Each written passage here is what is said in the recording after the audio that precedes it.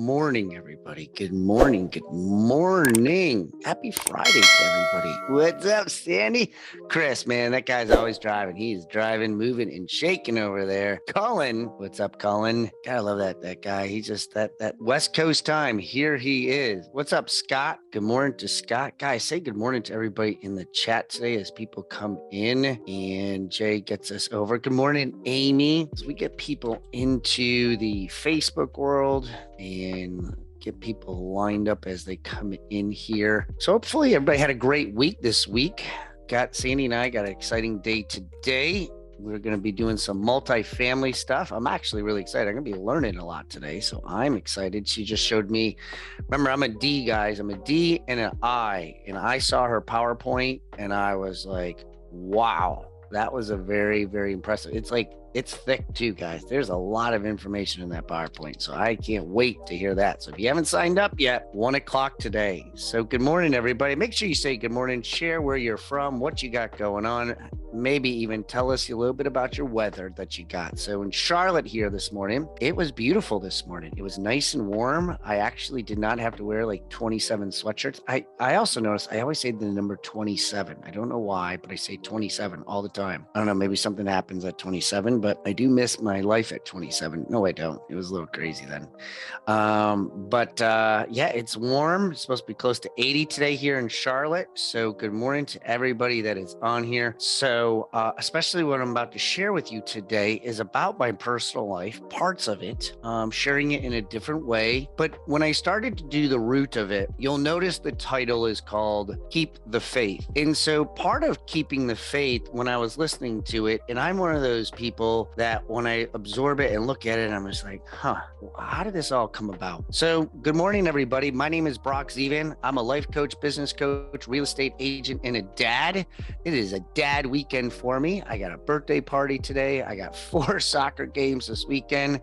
I have 2 interviews lined up for this weekend, so it should be really, really fun. And I have to do some yard work. So we'll see how that goes. Monday, you might see me falling asleep, but we will see what happens.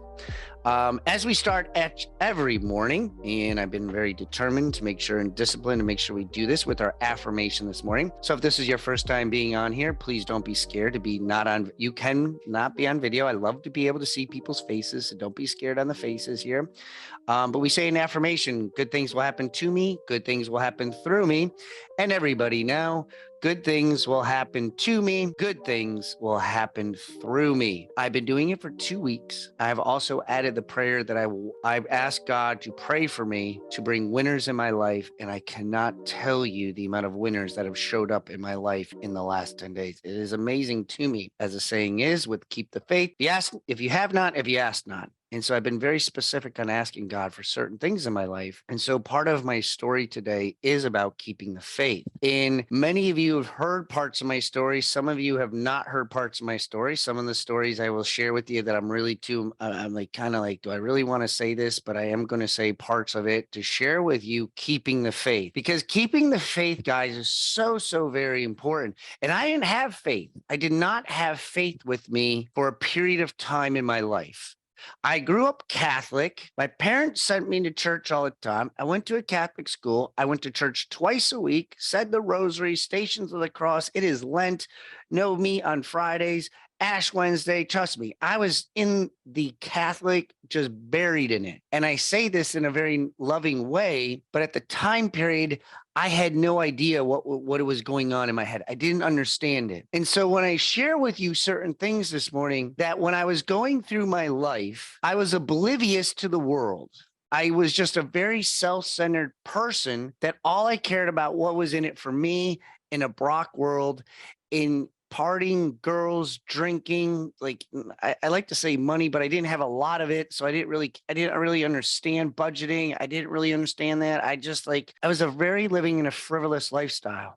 And for those that might be listening to me today, I'm going to share things to you that might trigger something inside of your head. I might talk to you today like there's nobody else in the Zoom, and not to the extreme of where I was, but there's going to be certain things that come into play that just like like, damn it, how does he know? And it's not that I know. It's just I know what I went through. And I share with this in this story that when I lost my real estate job, I had to keep the faith. When I went through my divorce, I had to keep the faith. When my house was foreclosed on in months after months after months, I would get a foreclosure letter. I had no money in my bank account. And the foreclosure letters, I'm like, maybe they won't come this month. Maybe they won't happen in my mailbox. But boy, oh boy, they are consistent. I had to keep the faith. I had DSS show up at my house, knock on my door, and ask me if I was a good father. It was probably one of the lowest moments in my entire life. And I remember it to a T of where I was. And it was all I could do not to rip her head off. Not because I was mad at her. I was mad at the people who did it to me. I was so mad at them. I carried hate with me for a long period of time because I was pissed at them. But I kept the faith in some capacity, in some way.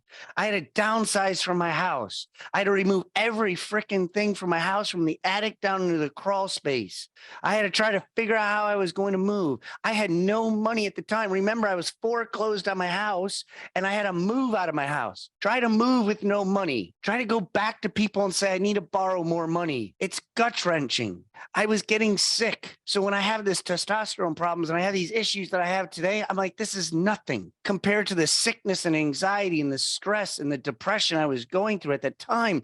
But somehow, some way, I kept the faith. And I didn't even know what faith was at the time. So some of you today might be like, how is this going to be? I don't know. Maybe you're so lost. I lost my job at Keller Williams. I lost my real estate license. I was being sued. I had $76,000 in debt. I had the IRS police the sheriff knocking on my door. I had to keep the faith. Bryce is with me when the sheriff knocks on my door and says, Daddy, why is the police here? And I had to create a story. But I had to keep the faith at that moment. But see, when you're alone, and you might be like, oh, poor Brock. No, there's not too many people you can talk to in this situation. I'm just going to tell that to you. There's not a lot of people you can have this conversation with when you're like, all right, let me just go over with a couple things here that I got. I don't even understand that, Brock. I can't even comprehend that. I know, but that's my life right now. This is what I'm dealing with. Eric Thomas says, you're either going in the storm, you're in the storm, or you're coming out. And let me just tell you, I was in a freaking thunderstorm, hurricane category 5 that just didn't seem like it. Like when the meteorologist says this is one of the slow moving ones going about 4 miles an hour, I'm like, I get it. I understand what that means because mine was like 1 mile an hour and it had a path that didn't seem like it was ever going to go off the coast again. And so when you're by yourself, I lost friends. I lost family members. I lost material things in my life that I thought I would have. I thought I was going to be the rich kid. I thought I had my life. I lost my self-worth. I lost self-confidence. I lost my courage. I lost my abundance. I lost every freaking thing you possibly can imagine during this time period.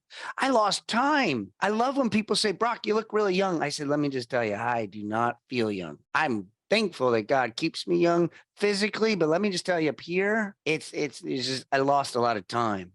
And see, when you feel alone and you have no faith, and you'd be like, well, Brock, you've been saying you had to keep the faith. I said, no, what I really was doing at the time is God was testing my faith. I didn't know it at the time, but he was testing me. He was testing me like no other because I kept praying for strength. See, that was the thing that I kept praying. I said, God, just give me strength. Just give me strength. But I didn't understand his test. And see, some of us today don't understand his test, and it's okay. I'm telling you, it's okay. But there's something that I felt. There's something that I felt in my life. And every single athlete has felt this feeling. And I call it the it, but the it is called an urge. So if you're taking notes down, I want you to write down urge, because there's going to be something deep down inside of you. I can't explain it, but there's an urge that takes place. Kings have felt this. Presidents have felt this. Queens have felt this feeling. Soldiers have felt this feeling. Champions have felt this feeling. Winners have felt this feeling. And some of you on here have felt this. And I had it. And I had it. And sometimes it doesn't go away. But this urge to quit, the urge to say, you know what? And I could cry sometimes because I remember it. And I'm like, damn, I don't think I can keep doing this. Like I remember just like being on my knees and being like, God, I just don't think I can keep going on. Like, there's got to be a break. Could you please give me something, just like, I don't know. Because you get to a point when the faith isn't there and you feel alone. And I'm going to tell you, if you can read the poem Footprints, it has become one of my best poems ever. Because I kept being the victim, and James Sharp says it, being victim or victor. And I was a victim because I kept saying, God, why you leave me alone? Well, I don't get it. I don't understand.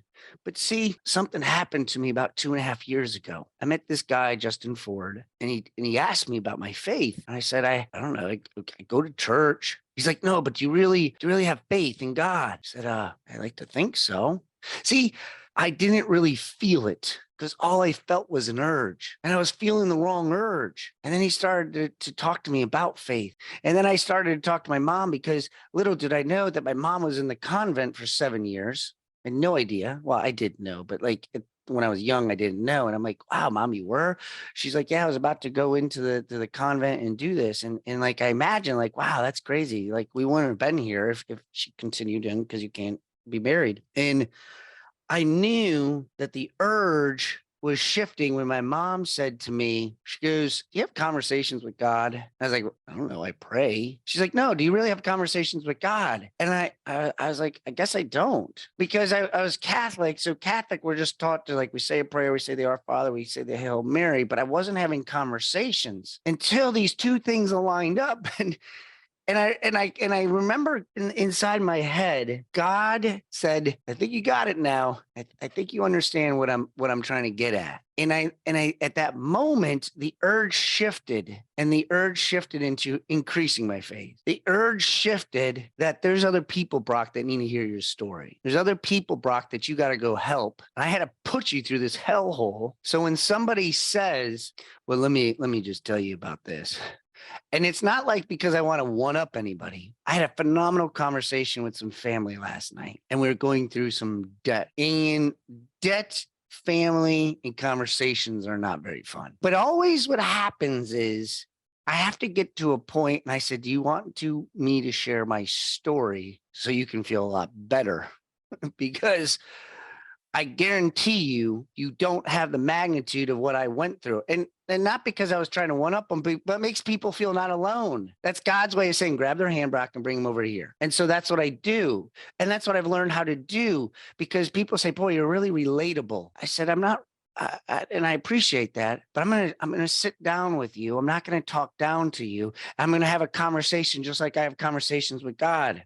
And one of the videos that I watched during my turmoil and trauma and everything else is something I'm going to tell with you that I want you to write down. It's called Just Do It by Art Williams. There's like a 20-minute session. There's a 5-minute session. There's a 2-minute session. And there's many, many, many, many, many, many times in my life, I just did it. You don't know what I did. Sometimes it was just me just freaking getting up in the morning, but I just do it. I just do whatever it is that God has me lined up to do.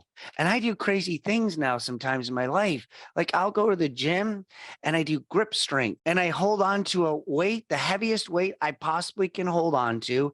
And I hold on to it as long as I possibly can. And you know what I think about when I'm doing it and my hands and my forearms are hurting and they're pain? I said, I need this grip strength to hold on, because that's what I had to do in my life. Because when things get really bad, I can't let go. I can't quit. But if I have the strength to hold on to my fingers, I can hold on to anything. And so now in my life, when I have grip strength, I have faith, I have abundance, I have conversations with God, I keep the faith. So now it's unfair when I go into situations and people are like, I can't even begin to tell you my conversations I have with, like, attorneys in conflict because they're blown away by some of my conversations, because God blesses me with an abundance like no other. And I come with strength, and I'm not mean. I don't curse. I don't do that. But there's an overflow of, they're like, wait, what did you just say to me? And I'm like, I said exactly what I said to you. I said, I'm not going anywhere, bud. I said, you will get all of me, 100% of me. And plus, God is on my back now. So you're really screwed. I don't know. Maybe you prayed too. And I'm not going to go down that path. But let me just tell you, I asked God for this exact moment to be ready for it, because I ask for preparedness every day. I ask for readiness every single day. I ask for God to give me strength when an opportunity comes, and when an opportunity doesn't come, and when I get blindsided by something, I'm saying, I got to be ready for this, God. I don't know what's going to take place, but I got to be ready for it. And see,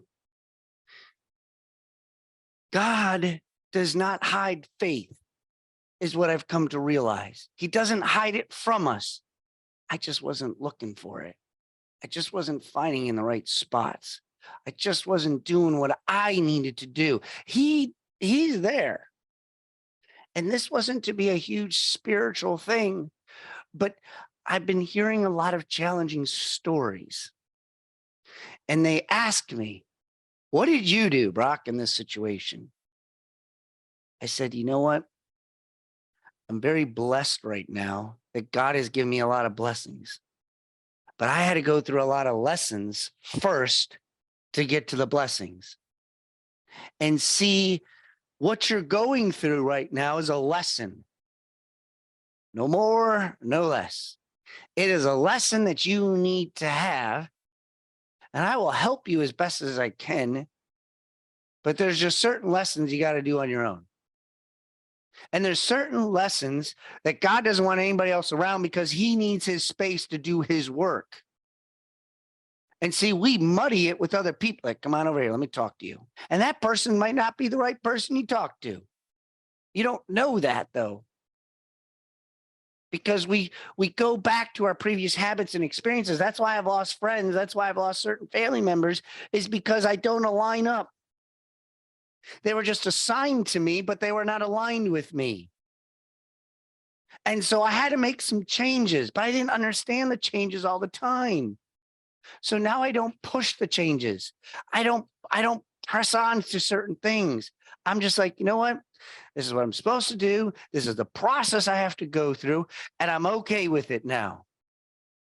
Sure, do I have bad days? Absolutely. But I changed the days into times. So I don't have bad days anymore. I have bad times.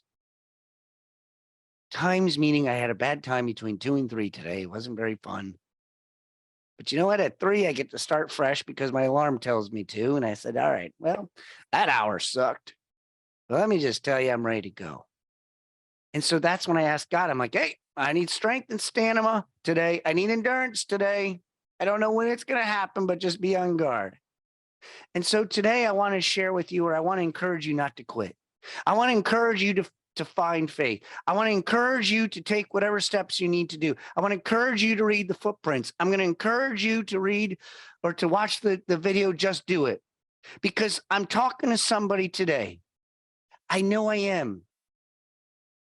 And I wish I found this, Brock, earlier, but God tells me he wasn't ready.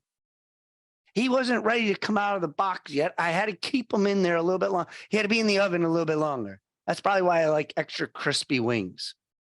I had to be extra crispy before I came out. I'm always like, I like the extra crispy wings, please. And people always ask, like, why do you like, Wendy's like, why do you like extra crispy? I'm like, I don't know. I just do. I like extra crispy. That's probably why I had to stay in the oven a little bit longer before I came out. And I'm still learning today. I'm not like I figured it all out. I just have the right puzzle pieces now. I have the right orientation. I have the alignment of people that I want to have. And there's still people that I need to meet.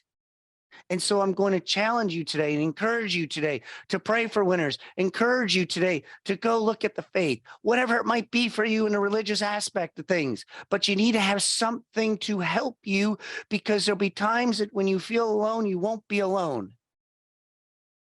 But it's also important that you have that feeling of the urge, and not the urge to quit, but it's okay to also have the feeling, the urge to quit, but you can't quit. You can't. I'm just telling you.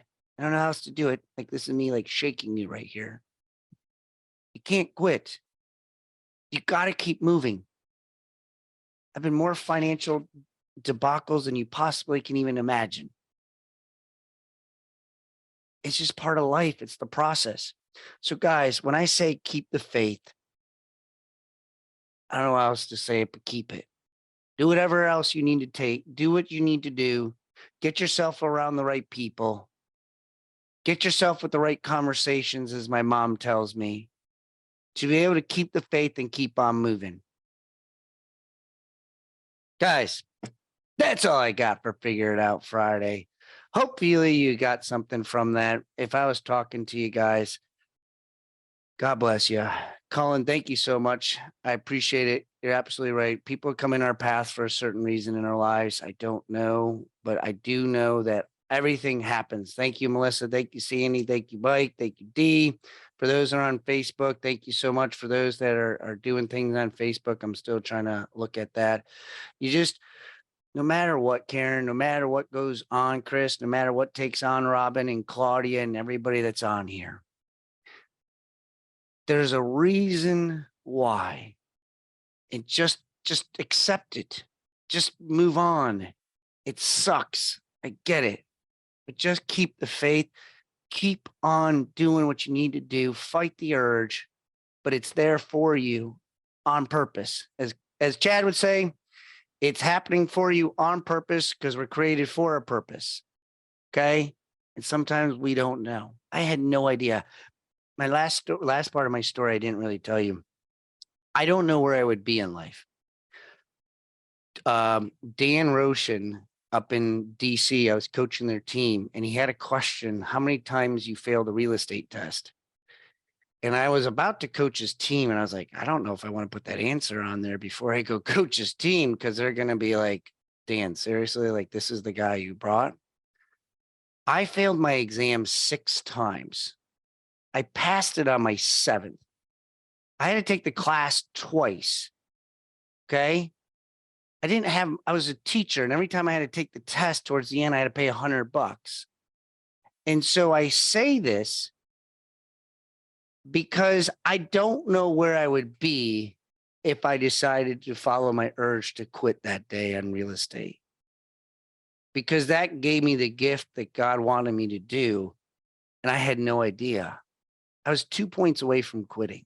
I got an 82 on the test. I was 2 points away. And I think about that many times, of where I'm at, how I'm able to financially do things. I mean, I remember buying my car, my brand new Denali, all the bells and whistles you possibly can imagine. And I still, to this day, can't believe I bought this expensive car.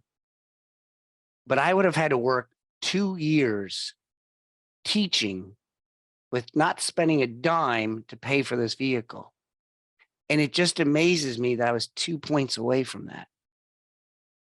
And there's little things in my life that I do that I'm just like, man, if I just went on my urge, and some of you might be going on your urge, and I want you to stop, hit yourself in the hand, slap yourself in the face, and don't do it, because there's something bigger for you that you don't know about yet. And I know I got bigger things lined up for me. I'm excited about them, and you need to as well. Sandy, I love you too. I'm excited to be with you at 1 o'clock today. We're going to be doing multifamilies. I can't wait to learn about this, guys. You still have an opportunity to be able to do it. Melissa's going to be there with us today. I know Fred's going to be there with us today. There's a couple of you on here. I know it might be like, oh my gosh, I can't believe I'm going to spend this much money on this class. But let me just tell you, you can't afford not to.